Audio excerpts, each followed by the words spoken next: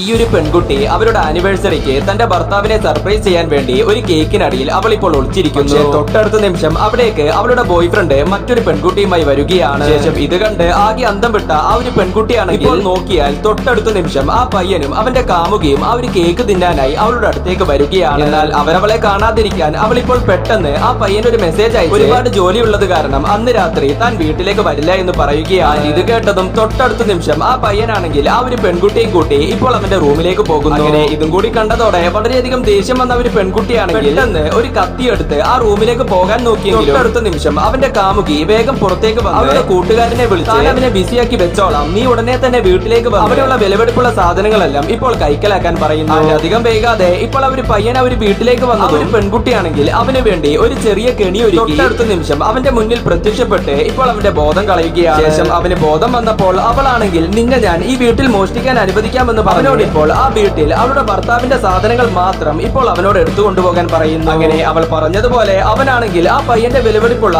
എല്ലാ സാധനങ്ങളും കൈക്കലാക്കി രണ്ടുപേരും ഇപ്പോൾ അവിടെ നിന്നും രക്ഷപ്പെടുകയാണ്.